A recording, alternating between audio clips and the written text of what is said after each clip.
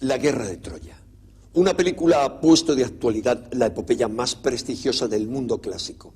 Durante muchos siglos, la mayoría de las familias nobles europeas pretendieron ser descendientes de la Casa Real de Troya o bien de sus enemigos, los aqueos. La lista interminable de quienes se vinculan con estas dos dinastías míticas comienza con los romanos e incluye a los reyes francos y merovingios, a los germanos, a los ingleses, a los irlandeses, a los reyes españoles o incluso a los turcos. Pero de pronto, en el siglo XIX, los eruditos pensaron que la famosa Ilíada atribuida a Homero era uno más de los relatos míticos a los que tan aficionados fueron los griegos.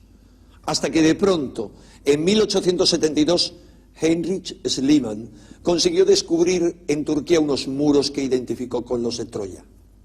Se ha dicho que el hallazgo de aquella ciudad legendaria se convirtió para él en una auténtica obsesión desde su infancia, que Schliemann solo soñaba con encontrar los restos de Troya, que para conseguirlo trabajó durante décadas hasta hacerse millonario, que estudió griego para leer a Homero en su versión original y acabó hablando nada menos que otros 16 idiomas, que finalmente se casó con una joven griega que compartía su sueño y junto a ella se lanzó una búsqueda que provocó las risas de los historiadores académicos, hasta que al fin sus esfuerzos se vieron recompensados con una serie de hallazgos que revolucionaron la arqueología. Pero como verán en este documental, la revisión de la historia de Schliemann parece haber acabado con el mito de ese hombre que era presentado hasta ahora como paradigma del arqueólogo romántico y nos descubre, por el contrario, a un individuo cargado de complejos que supo aprovechar la intuición de un inglés para convertirse en un personaje muy prestigioso.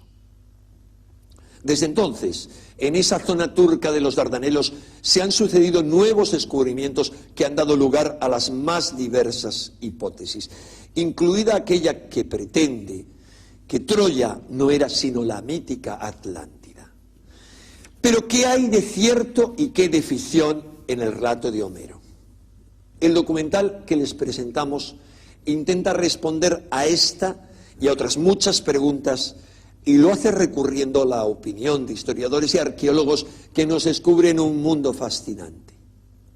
El reciente desciframiento de los archivos reales hititas nos ha revelado la localización exacta de esa Troya descrita por el famoso poeta ciego. Y lo que es mucho más importante, nos ha permitido entender las verdaderas causas de un conflicto mítico. Una guerra que parece no haber sido provocada por el amor legendario de Paris y Helena, sino por un verdadero choque de civilizaciones. Estamos, pues, ante la primera confrontación documentada entre Oriente y Occidente.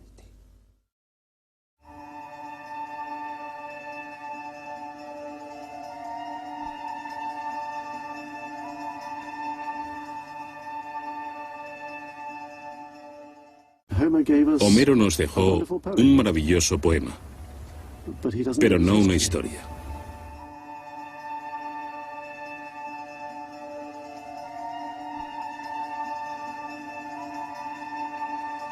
Por primera vez hemos separado la verdad de la ficción. La Ilíada de Homero, la mayor epopeya de Occidente, la dorada Troya, uno de los mayores errores arqueológicos. El tesoro de Príamo. De este hallazgo partieron unas absurdas búsquedas para hallar la Troya auténtica. Aquí hubo una fortaleza de la Edad de Hierro, y aquí está la trinchera defensiva. Estos serían los muros de Troya. Pero la Troya real no fue como pensábamos. Hubo un pueblo indoeuropeo viviendo aquí. La cerámica es de Anatolia, el tipo de fortificación es de Anatolia. Nuevos estudios están sacando a la luz otra realidad. Nos están permitiendo redescubrir la historia completa del segundo milenio antes de Cristo. Muchas cosas sucedieron al mismo tiempo, pero estamos completando el puzzle. Son tiempos realmente emocionantes. De esa roca han surgido nuevas ideas sobre antiguos iconos. Lo que esto sugiere es que cuando Troya era una gran ciudad, realmente existieron cosas tales como unos enormes recipientes con ruedas.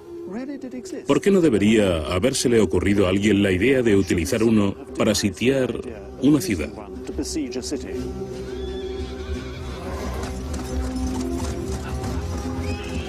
Al igual que una gran película de Hollywood recuerda la epopeya de Homero, la ciencia tiene su historia para contar la verdad sobre Troya. Una historia de sueño y realidad.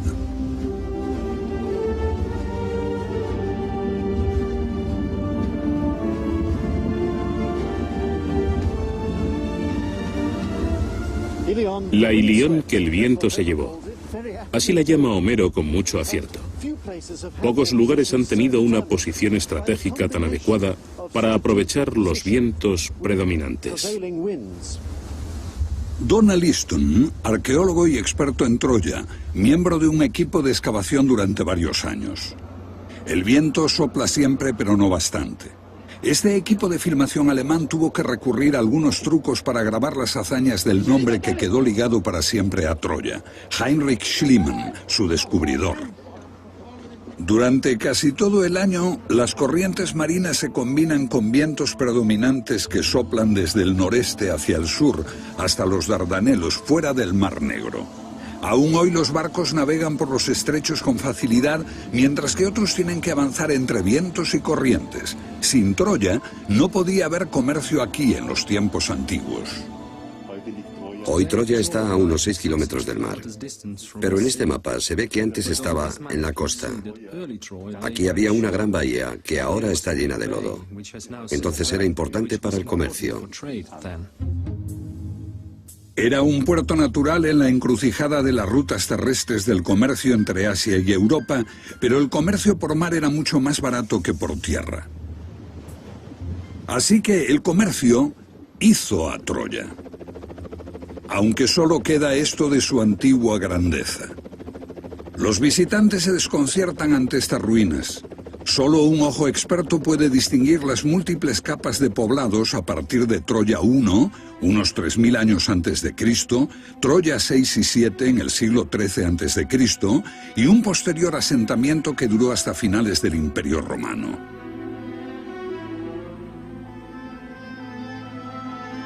En esta incomprensible ruina perduran los muros de Troya 6 y 7, en torno al siglo XIII antes de Cristo. Los muros que Homero debió tener en su mente cuando compuso la Ilíada. Demuestran tanto el poder de esta ciudad como la necesidad de defenderla. Aún hoy, la piedra fundamental se alza a más de 5 metros de alto y más de 6 metros de adobes deben de haberse situado sobre ella. Más de 12 metros en total. La gente que podía permitirse estos muros era lo suficientemente rica como para preocuparse por su seguridad. Fue esta entonces la poderosa Ilión que los griegos se dispusieron a conquistar en la Ilíada de Homero. Una epopeya de reyes vengativos, héroes nobles, batallas y bellas mujeres, palacios y tesoros, y todo empezó con una broma de mal gusto. El matrimonio entre Tetis, la hija de Zeus, y el mortal Peleo. Su hijo será el héroe Aquiles, que va a jugar un enorme papel en la historia. La diosa de la discordia, Eris, arroja una manzana destinada a la más bella de las deidades. 3 diosas compiten por ella y designan como árbitro al más bello de los hombres. Y Afrodita, la diosa del amor, es elegida por el príncipe troyano Paris. Agradecida, Afrodita le concede la mano de Helena, la más hermosa de las mortales. Helena está ya casada, pero accede a ser raptada y llevada a la lejana Troya. Paris aprovecha para robar todos los tesoros que puede llevarse consigo. Así, desata la cólera de los aqueos que se dirigen contra Troya para vengar la afrenta.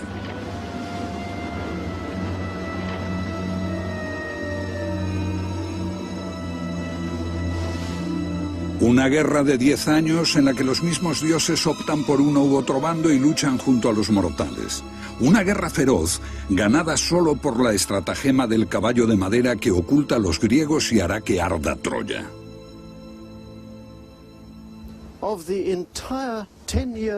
De la duración de 10 años de la guerra, Homero solo relata menos de 2 meses. Su relato se centra en la disputa entre Aquiles, el más grande de los héroes griegos, y Agamenón, el rey comandante en jefe. El rencor del gran rey Agamenón priva a Aquiles de la joven esclava Briseida. Más que el relato de una guerra, la Ilíada de Homero se ocupa del drama de los hombres y de su destino.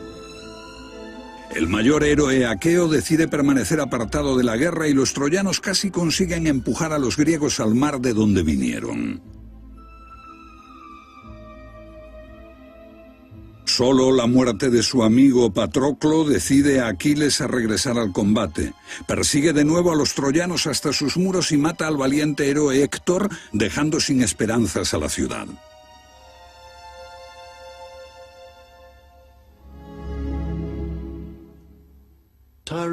El destino es el gran protagonista. Todos esos conflictos entre dioses y hombres están regidos por esa fuerza omnipotente que se erige en un misterio insondable.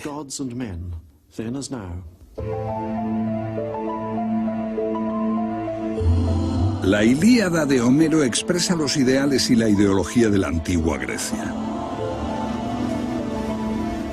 Es difícil imaginar el impacto que tuvo este relato a través del tiempo y en todo el mundo.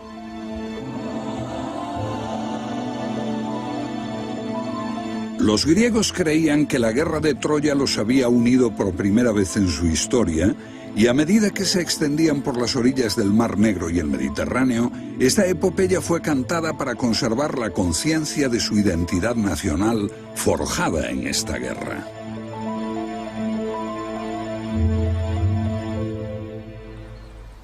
Troya llegó a considerarse como el punto donde Oriente choca con Occidente, donde la civilización griega se enfrenta a los bárbaros de Asia. Así, por ejemplo, el emperador Jerjes sacrificó 1000 bueyes aquí antes de marchar contra los griegos. Y Alejandro Magno, que dormía con un ejemplar de la Ilíada bajo la almohada, cuando se dispuso a conquistar a los persas, vino a Troya e hizo un sacrificio en la tumba de Aquiles. Posiblemente este túmulo que vemos aquí.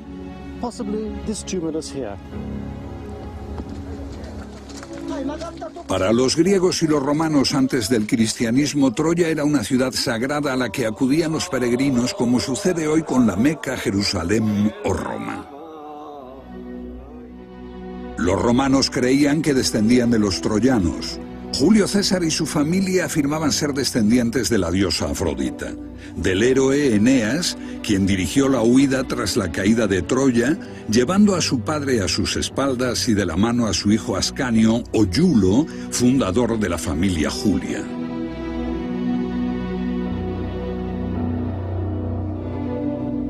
Los templos del Foro Romano contienen las sagradas reliquias que Eneas había llevado desde Troya a Italia. Eran la garantía de que Roma duraría para siempre, y entre ellas estaba el famoso Palladium, la estatua de la diosa Atenea. Una réplica de aquel viejo símbolo sagrado todavía puede admirarse en Roma. Uno de los motivos por el que los enemigos de César lo asesinaron era su sospecha de que él intentaba reemplazar a Roma por Troya como capital del imperio. Sus sucesores reconstruyeron gran parte de la ciudad y 3 siglos después el emperador Constantino intentó realizar este mismo proyecto. ¡Viva el emperador Constantino y la emperatriz Helena! Poco antes del concilio de Nicea, Constantino, el primer emperador romano en abrazar el cristianismo, ya estaba poniendo la iglesia en orden, sentando las bases del credo actual.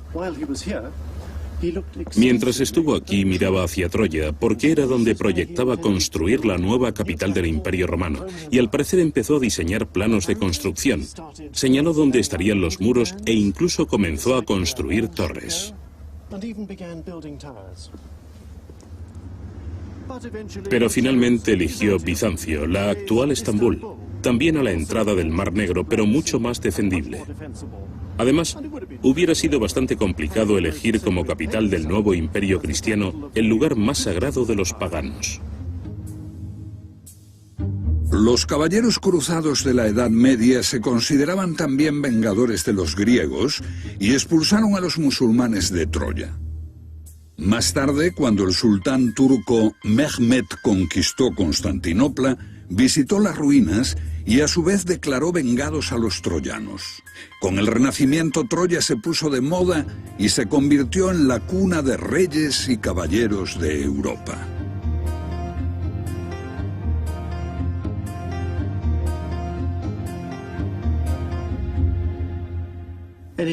Todo aquel que pretendía ser importante situaba su linaje en Troya. Y aparecieron libros, como esta historia del mundo, que construyeron intrincados linajes que se remontaban hasta Héctor, Agamenón, Helena y París. También los personajes bíblicos, Adán, Eva, Salomón, David, desde Carlomagno a la baja nobleza, todos querían emparentarse con los héroes troyanos.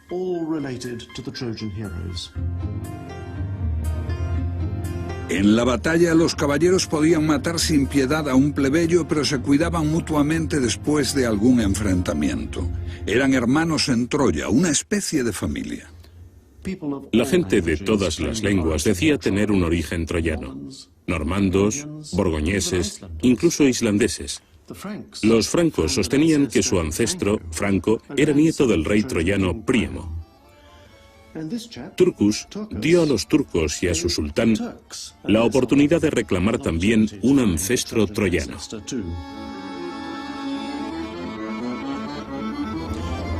Aquí en Colonia, un deán medieval de la catedral, Alexander von Roetsch, afirmaba que los germanos trajeron los gérmenes de Troya consigo, y por eso fueron llamados germanos. Y por supuesto, los británicos, los ingleses, también afirmaban descender de los troyanos, pero entonces los irlandeses tenían que ser descendientes de sus enemigos, los aqueos.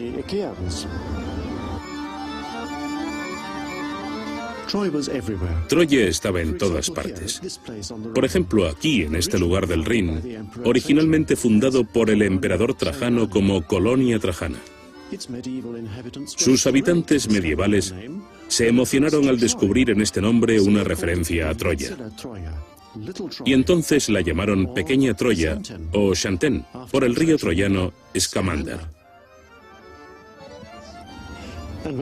Y cuando el duque John de Cleves tomó el control de Xanten, hizo acuñar monedas que orgullosamente lo proclamaban como Troianorum Rex, rey de los troyanos. Por todas partes había ciudades que afirmaban haber sido fundadas por héroes de Troya o por sus enemigos aqueos. Toulouse, Barcelona, Bonn, Berna, Colonia, París.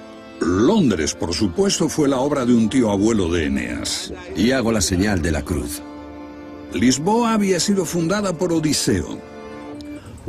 Bien, todos esos disparates explican por qué en el siglo de las luces y con el avance de la ciencia se hicieron duras críticas a Homero.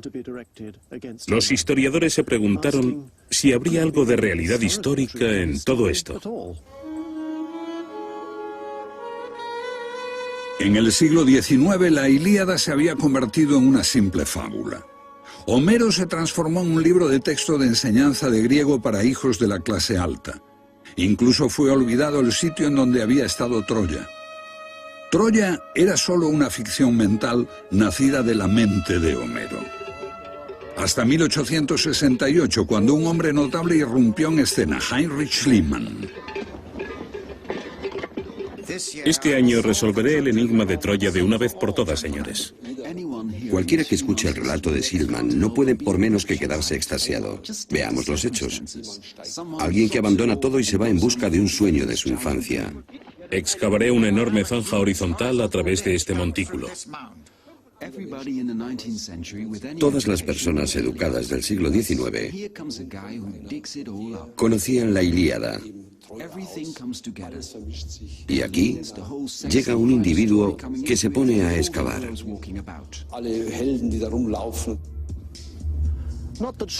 Pero no solo Schliemann fue el descubridor de Troya. Lo siento, alemanes.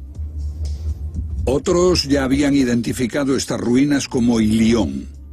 Este hombre que aparece en la foto con Schliemann es el inglés Frank Calvert, que había comprado buena parte de la colina con la esperanza de hacer dinero con ello.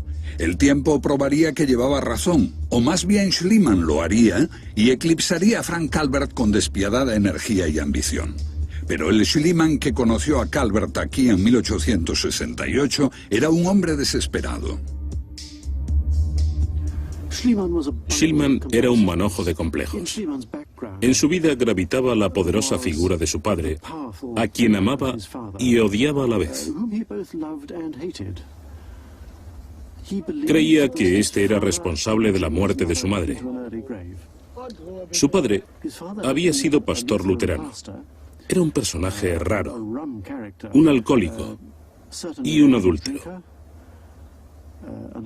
Posiblemente malversó fondos de la iglesia. Al menos fue acusado de eso y hubo un largo proceso contra él. Schliemann creía que todo el dinero de la familia se había gastado en este proceso y que su propia educación había sido lamentablemente descuidada. Tuvo que dejar el colegio a los 14 años, lo que le provocó un sentimiento de inferioridad. Solo medía 1,68 m y empleó toda clase de artimañas para hacerse más importante. Sumamente vanidoso, usaba zapatos con gruesos tacones y diseñaba él mismo su elegante vestimenta para realzar su estatura y extravagancia. Un hombre capaz de mentir, engañar, aprovecharse de otros sin escrúpulos, solo para dejar su impronta y satisfacer su obsesión por lograr respetabilidad. Un hombre ansioso de ascenso social que solo disponía de una discreta actividad académica.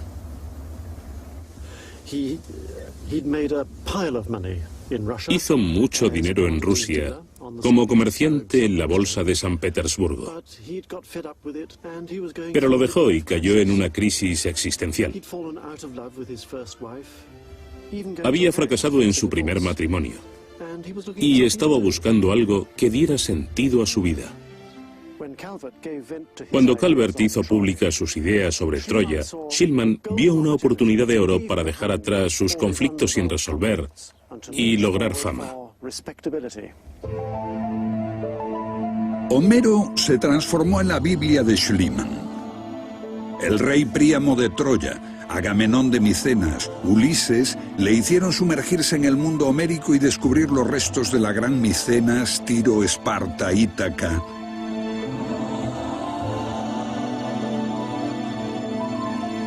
Se obsesionó con la idea de probar que los héroes de la Ilíada y la Odisea habían existido de verdad. Para eso, todo debía encajar. Yo bauticé estos restos sagrados con los nombres de Ilíada y Troya, incluyendo a la mujer que aparece a su lado.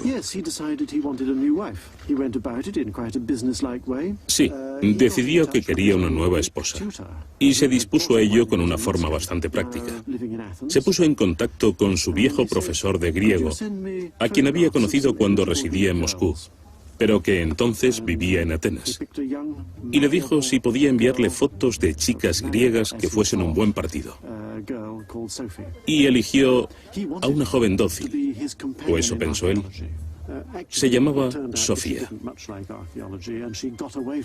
En realidad, a ella no le entusiasmaba mucho la arqueología y abandonó las excavaciones en cuanto pudo. Él tenía 46 años, ella 18.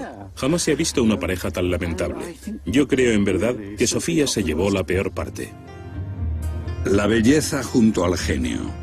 Pero Sofía se resistió a aceptar por la fuerza las ideas de Schliemann y con frecuencia huía de su perverso amo prusiano.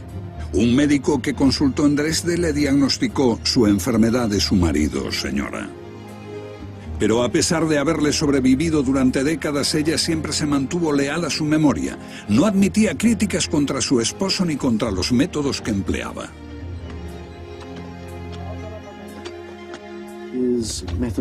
Sus métodos eran sumamente elementales. Empleaba palancas y arietes. Unos métodos que provocan horror en los arqueólogos actuales. Sin embargo, aunque fueran primitivos, eran racionales.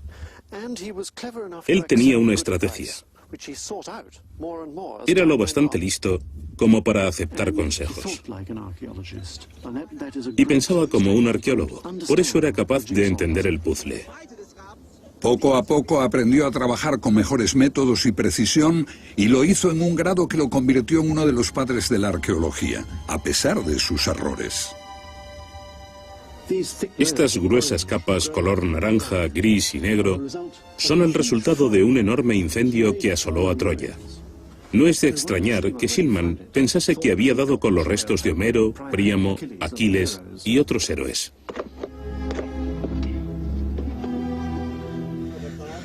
Debe haber sido uno de esos momentos en la arqueología que uno no olvida jamás. El mayor descubrimiento de Schliemann y también su mayor error. El tesoro de Príamo. Pero estaba equivocado. Resulta que esos no eran los restos de la Troya de Homero, sino las ruinas de otro asentamiento más de 1000 años más antiguo que ahora llamamos Troya II y está siendo reconstruido. Pero el descubrimiento le brindó a Schliemann una fuerte herramienta para forjar su mito. Hay una famosa foto de Sofía adornada con joyas del supuesto tesoro de Príamo. Y como Schliemann creía que era el tesoro de Príamo, le gustaba llamarlas las joyas de Helena. La gente cree que la foto se hizo en el mismo lugar. Pero Sofía no estaba aquí cuando se descubrió el tesoro. Había regresado a Atenas un par de semanas antes porque su padre había muerto. Para ocultarlo de los turcos, Schliemann se lo llevó en secreto a su mansión de Atenas. Pero Turquía tenía derecho sobre el hallazgo y lo persiguió hasta allí con un juicio tras otro. Schliemann oyó una noche que la decisión de la corte de Atenas no le sería favorable. Entonces, cogió todas las piezas y las sacó en secreto de la casa. Al día siguiente, cuando las autoridades llegaron, no había nada allí. Schliemann registró la mansión con ellos de arriba a abajo. Y después les dijo: debe ser el viejo Príamo que vino y cogió todo.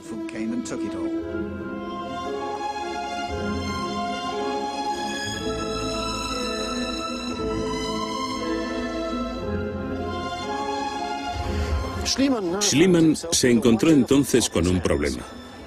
Trató de vender el tesoro al Hermitage en San Petersburgo, al Louvre, al Museo Británico, pero nadie quiso comprarlo.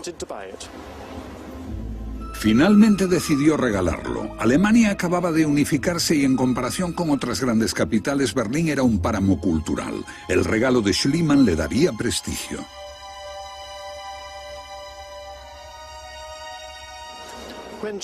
Cuando Charles Newton del Museo Británico visitó los museos de Berlín y los vio llenos de los tesoros de Schliemann, dijo: ahora se ha convertido en una capital.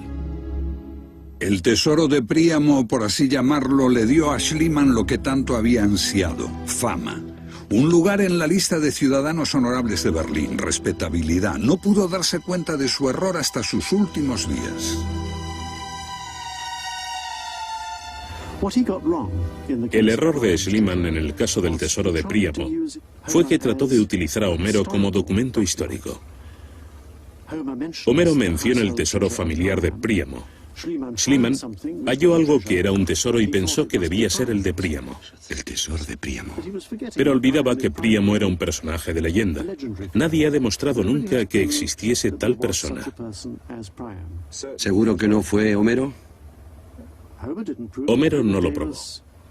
Nos dejó un maravilloso poema, pero no nos dejó historia. Si Homero no nos deja historia, ¿qué hay de cierto en el relato? En el siglo XX, los especialistas se percataron de que no podemos ni siquiera estar seguros de que esa Troya era la de Schliemann.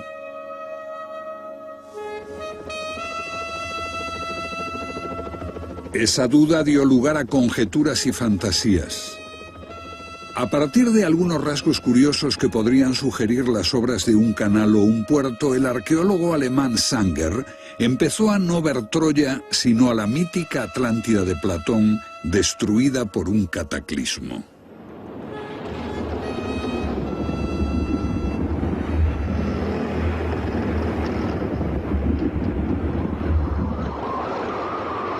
Tomando en cuenta unas vagas similitudes de nombres, el escritor Ayman Wilkins sostenía que la guerra contra Troya no tuvo lugar en el Egeo, sino en el Mar del Norte.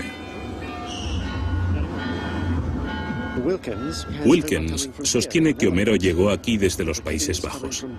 Aquiles habría llegado de Brujas y Odiseo de Cádiz, en España. Buenos días, capitán. Buenos días a usted, capitán. Todos estos héroes habrían participado en la guerra entre los celtas de la Edad de Hierro y la antigua Gran Bretaña. Troya se habría situado en las colinas de Gog Magog, cerca de Cambridge. Hubo una fortaleza de la Edad de Hierro aquí. Aquí está la trinchera defensiva. Estos serían los muros de Troya.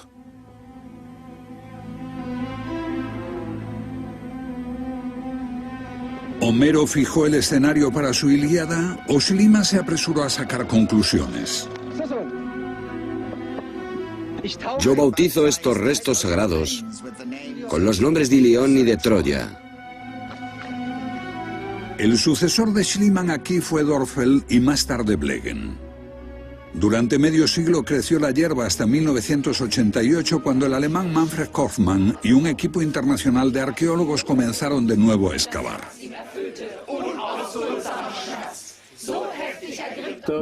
Dörfel y Blegen eran dos arqueólogos clásicos que excavaban con Homero en las manos. Pero Korfmann no cogió a Homero como punto de partida. Partió de la historia cultural de la humanidad. Sencillamente, no buscaba ratificar a Homero.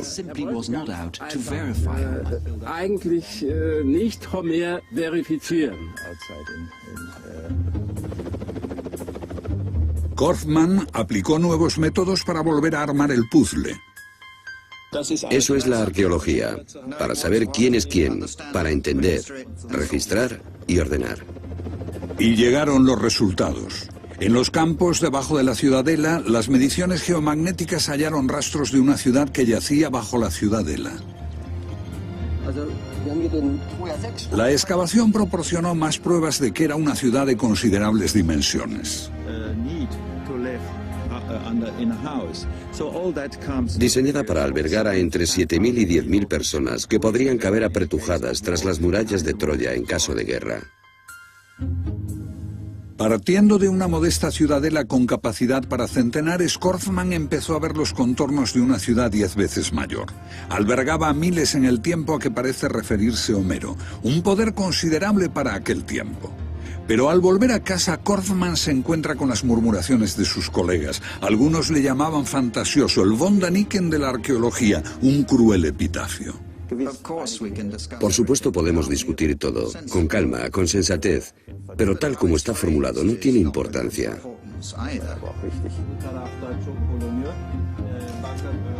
Cuando toda la comunidad de arqueólogos apoya a Korfmann, sus oponentes quedan desacreditados. Bueno, puede que me haya precipitado al afirmar eso. Ya me retracté públicamente 3 veces, también en una carta al rector, y lo haría otra vez si fuese necesario. Korfman y los expertos que trabajan con él han hecho desde entonces espectaculares progresos a lograr reunir las piezas del puzzle, un proceso con un modesto comienzo hace solo pocos años. Desde hace 200 años, los investigadores miraban este lugar solo desde un ángulo geográfico, desde Grecia. Ralph, ¿podrías enseñarme el sello de Donald?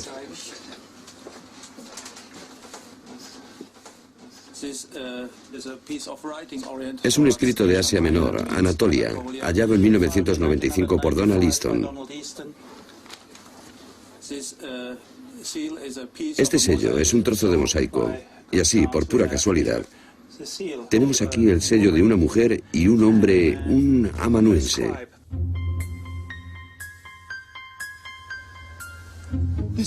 Aquí encontramos el sello. Eran jeroglíficos en hitita. Y eso llevó a la gente a pensar de nuevo en las conexiones con el este. Un modesto hallazgo, pero de tales implicaciones que se convirtió en emblema de la excavación. Un sello no puede ser el argumento, pero encaja con los rituales de cremación. Esto remite a una interpretación religiosa. Hubo un pueblo indoeuropeo viviendo aquí. En el lenguaje, la cultura y la cerámica es de Anatolia. El tipo de fortificación es anatolio. De modo que tenemos estos símbolos como un emblema para mostrar que esta fue una ciudad importante. Pero no es como Homero la describe. Él ve a Troya como el final del mundo occidental, su propio mundo. Así lo aprendimos nosotros, y él tiene sus héroes y actores troyanos o aqueos que hablan griego. Bueno, ¿sería o no sería? ¿Qué más podría saber Homero cientos de años después? Y de todos modos tenía que hacerse entender, como en una novela o en una película. Pero para comprender la Troya real, deberíamos mirar no a Occidente y a los griegos, sino al este y a una gran civilización que ahora apenas se recuerda, la hitita.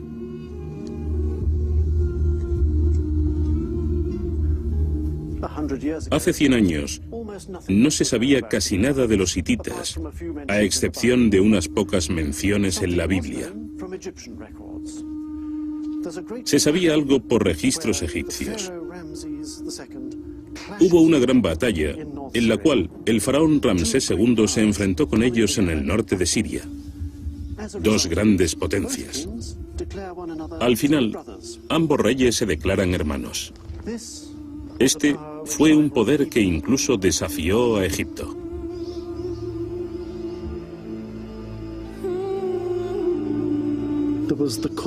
Había un territorio esencial que estaba en la Turquía central. Existía una regencia muy importante en el norte de Siria y había reinados subordinados, especialmente en Turquía occidental. Hattusha, la capital, un sitio arqueológico poco estudiado. Se han hallado grandes archivos aquí que no fueron bien entendidos. Ahora eso está cambiando. Montones de documentos. Eran los archivos del Imperio hitita. ¿Han sido importantes? Sumamente importantes. Nos han proporcionado una completa historia de Turquía durante la mayor parte del segundo milenio antes de Cristo. Algunos textos mencionan este extraño lugar, Agiaba. Parece cobrar más importancia a medida que pasa el tiempo. Y la impresión que tenemos es que se encuentra más allá del mar, al oeste, y que tuvo un poder capaz de atraer a su órbita de influencia a los reinos de Anatolia occidental. Los hititas la veían como un rival. Agiaba puede ser Acaya, la tierra de los griegos de la que escribe Homero, piezas de un puzzle. El nombre Bilusa también, Bilusa o Bilios, como decían los antiguos griegos, o Ilión, como Homero llama a Troya. Y está el nombre de Taruisa o Truisa. Quizá es así como se pronunciaba. Suena bastante parecido a Troas, Troya. Piezas de un puzzle. En la capital hitita de Hattusa hay una gruta artificial cubierta de inscripciones. ¿Son importantes? Muy importantes. Realmente, uno de los grandes problemas en la historia de hitita es que por los textos conocemos muchos nombres, pero no hemos podido localizarlos en un mapa. ¿Bilusa es uno de ellos? Eso incluye a Bilusa y Taruisa. No supimos dónde situarlas, y esta inscripción nos ayuda a localizarlas. Esto nos ha permitido afirmar que Bilusa y Taruisa estaban al noroeste de Anatolia y que probablemente eran Troya.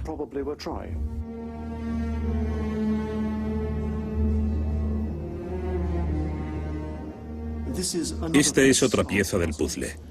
Un famoso tratado entre el rey de Hitita y el rey de Bilusa. Y menciona como un rey de Bilusa a Alexandus, un nombre que se parece mucho al griego Alejandro, el nombre de París, que fue hijo del rey Príamo, el que dio comienzo a todo esto con Helena de Troya. Entonces, esta tablilla reúne la historia hitita, la arqueología y a Homero. Y el otro rasgo interesante de este documento es que menciona la sagrada corriente de agua subterránea de Bilusa como una de las testigos divinas del tratado, y que es la que creemos que ha sido hallada en Troya. No puede haber dudas. Simplemente no existe nada parecido en toda la región. En el mundo hitita, los dioses pueden ser árboles, manantiales, grutas, montañas. El mar es un dios. Así que el dios testigo del tratado de Alexandus era un túnel, un camino comunicado con el agua. Estamos en el sitio de un dios. Rastreando a través del tiempo. Eso es Cascalcuro, cientos de metros de corredores subterráneos. El sistema subterráneo de agua de Troya.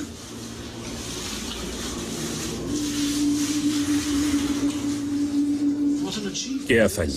Todo este sistema de cuevas detrás de nosotros. Esto es bastante complejo. Y no fue hecho por unos aldeanos, seguro. Y en la Edad de Bronce. Probablemente a principios de la Edad de Bronce. Quizá en el 2500 a.C. Es extraordinario. Rastreando en el tiempo y acercándonos a los tiempos de los que habla Homero. Las estelas deben de ser del mismo tiempo de la torre de detrás. Fueron construidas en el siglo XIII, como un agregado posterior a la fortificación. Eso significa que en el siglo XIII había alguna tensión o una situación especial que llevó a construirla.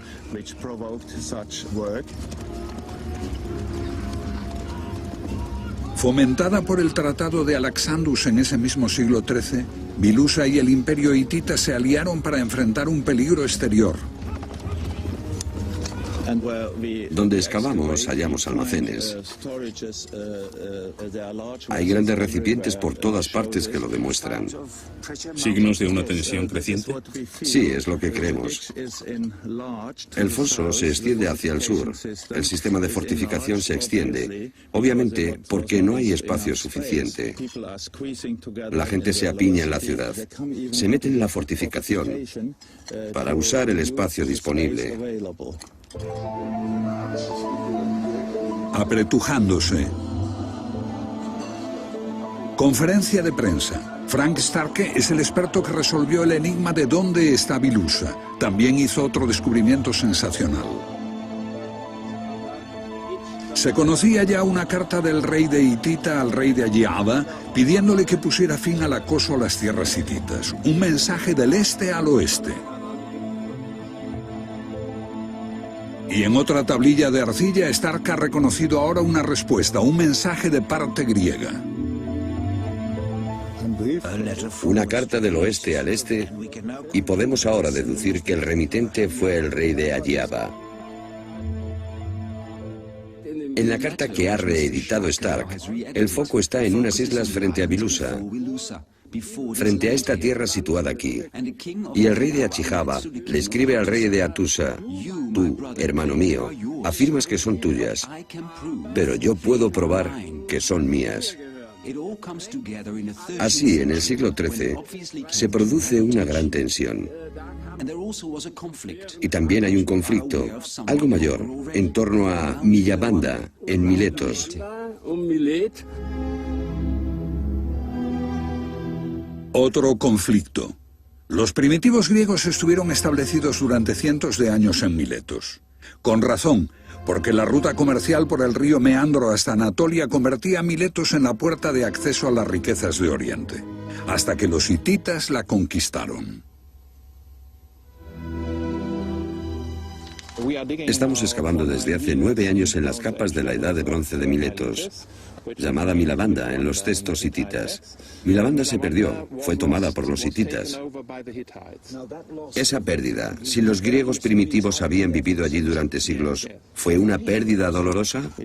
Fue una pérdida dolorosa porque en realidad el área donde estaba situada, Esmirna, es la entrada a Anatolia. Quizá los aqueos estaban buscando otras salidas. Y está claro que aquí hay una entrada a la región del Mar Negro, al sureste de Europa. Así que uno puede imaginarse un escenario con una expedición griega contra Troya, después de la caída de Milabanda.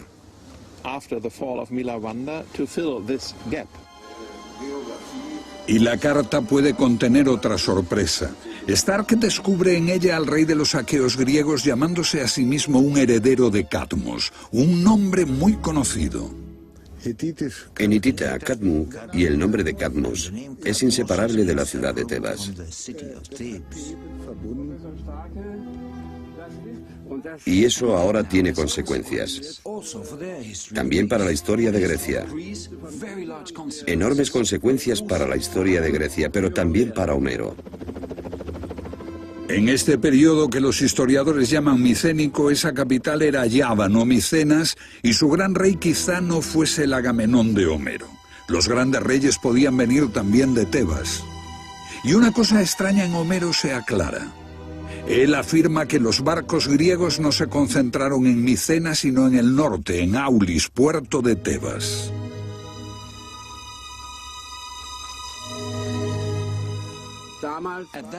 Tebas era la capital entonces, así que los barcos tenían que ir al puerto de Tebas.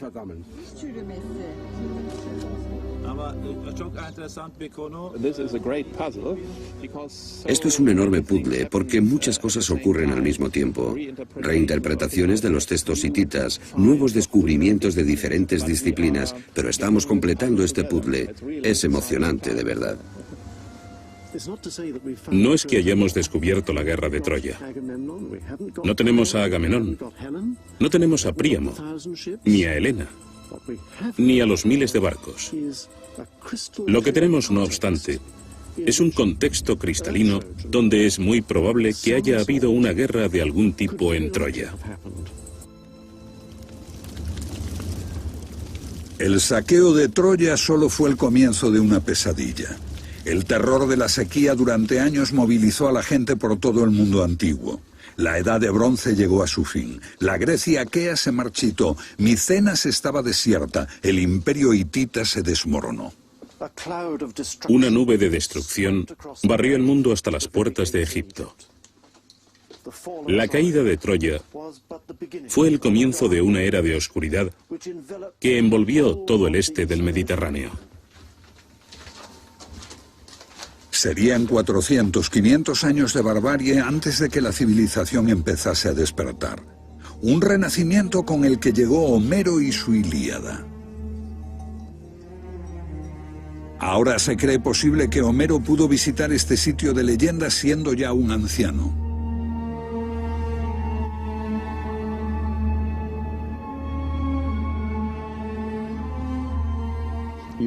Uno podría imaginarse a la gente llegando por ahí, los enemigos, pasando por el llano, y aquí, en el muro de la fortificación, muy próximo, tan cerca, por ejemplo, que Helena pudo decir, viendo a los atacantes, quién era quién.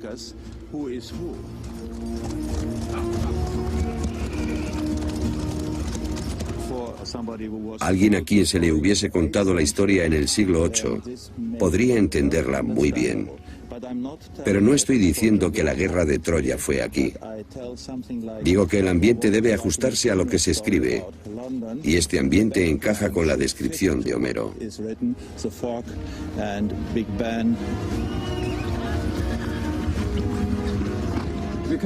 No podemos decir aún que la guerra de Troya ocurrió. Nadie cree sinceramente que duró 10 años y que fue a causa de la bella Helena. Esos son adornos bonitos. Homero, por supuesto, no escribió con la intención de que la Ilíada fuese utilizada como una fuente histórica.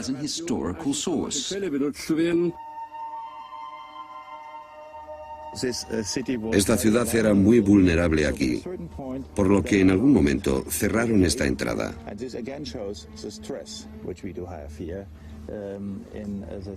Y esto muestra de nuevo la importancia que damos al siglo XIII aquí.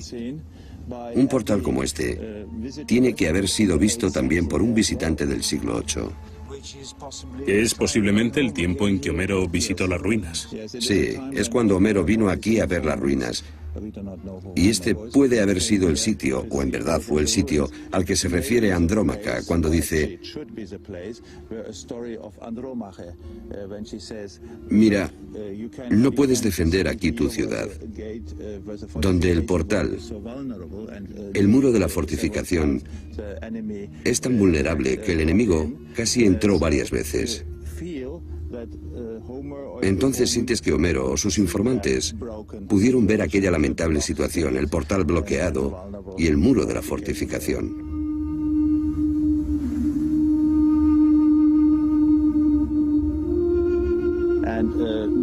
Y cerca del llano tenemos un manantial con una pila de piedra. Así que los visitantes, Homero o sus informantes, podían referirse a dicho manantial cuando dijeron que Héctor fue asesinado cerca de los manantiales,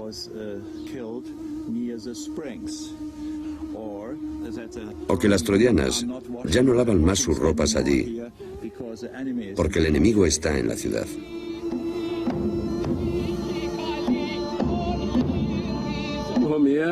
Homer told an old story which had been passed on by many generations of bards before. Homero contó un viejo relato que había pasado por muchas generaciones de bardos antes que él.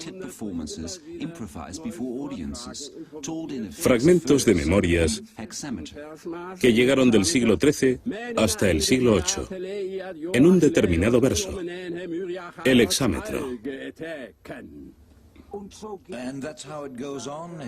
¿Y él continuó hexámetro sobre hexámetro?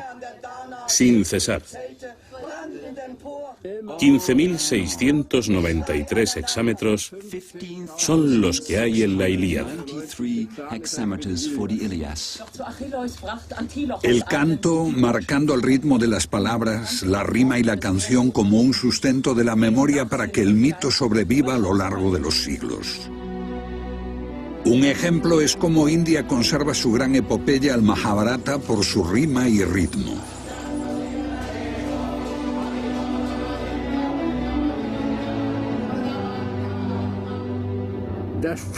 En mi opinión, el propósito de Homero fue utilizar este relato como un espejo de su tiempo, el siglo VIII. ¿Y cuál era el problema en dicho siglo? La nobleza, la casta dirigente, que había hecho su voluntad sin oposición alguna hasta el siglo VIII, se vio amenazada por el ascenso de nuevas clases, como los comerciantes, marinos, trabajadores manuales, a quienes veía como una amenaza a su supremacía. Homero viene a decir en la Ilíada: si queréis sobrevivir como nobleza, no debéis reñir entre vosotros. Debéis ser uno. Y por eso, su tema es el enfrentamiento entre Agamenón y Aquiles. Yo creo que este es el mensaje oculto de la Ilíada.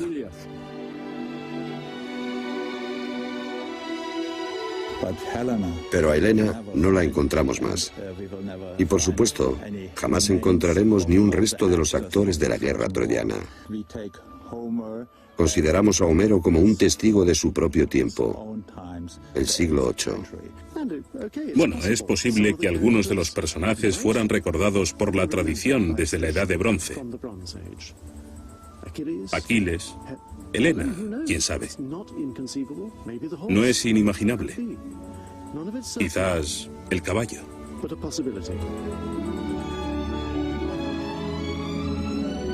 Incluso el caballo. El caballo adorna hoy el sitio de Troya como un juguete para turistas. Pero ¿qué pasa con el ardid de Homero por el que los griegos consiguieron al final acceder a la ciudad? Un elemento muy importante en la religión hitita era el de hacer ofrendas a los dioses, a veces de vino. Y este era, con frecuencia, escanciado de recipientes con formas de animales, como estos toros, por ejemplo. Como puedes ver, hay un pico detrás, pero no podían haber sido toros. Tenían forma de león, por ejemplo, o de jabalí, o de pato incluso. Creo que la pista viene del sitio hitita de Alayahoyuk, en Turquía central.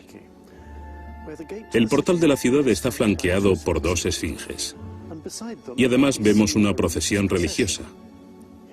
Aquí está el dios. Aquí el altar. Las piezas auténticas están en el museo, pero aquí en el sitio mismo tenemos unas copias. Aquí está el dios, el rey, los animales sacrificiales, y se puede ver cómo es una procesión religiosa.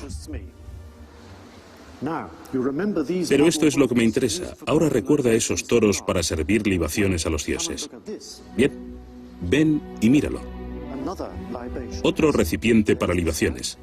La cabeza, el pico, pero es sencillamente descomunal. Está cubriendo la retaguardia de toda la procesión y rodando sobre grandes ruedas, y es más que de tamaño natural. Esto sugiere que cuando Troya era una gran ciudad, cosas tales como un gran recipiente con ruedas y forma de animal realmente existieron. Eran artefactos conocidos. Podían tener la forma de un toro y, ¿por qué no, la forma de un caballo? ¿Por qué no pudo haber alguien que tuviese la idea de utilizarlos para sitiar una ciudad?